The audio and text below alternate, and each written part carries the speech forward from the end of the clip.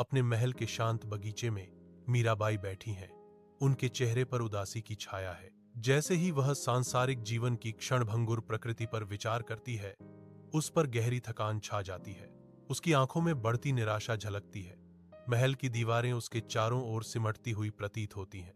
आशा की एक किरण उसके भीतर चमकती है, क्योंकि वह संत रविदास महाराज की शिक्षाओं की फुसफुसाहट सुनती है। मीराबाई रविदास जी की विनम्र झोपड़ी में आती हैं, सांत्वना और मार्गदर्शन की तलाश में। रविदास जी शांत बैठे हैं, सरल पर गहन शब्दों से ज्ञान देते हैं। मीराबाई गहरी भावुक होकर विनती करती हैं, गुरुजी, मुझे अपने चरणों में शरण दीजिए। मैं सांसारिक बंधनों से मुक्त होना चाहती हूँ। रविदास जी कोमल आश्वासन के साथ उत्तर देते हैं, मीरा, भक्ति का मार्ग सरल है।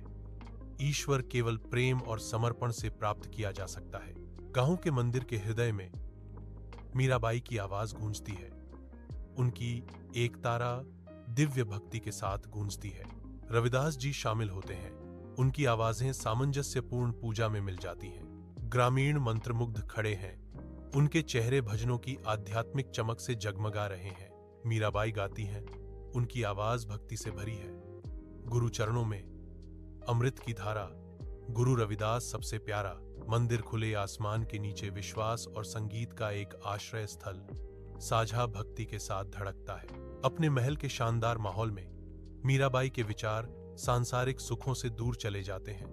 उनका हृदय उच्च सत्य की तलाश में रहता है। वह रविदास जी की गहन शिक्षाओं पर विचार करती है। हर शब्द उसकी आत्मा में गहराई से गूंजता है। उसकी भक्ति गहरी होती जाती है।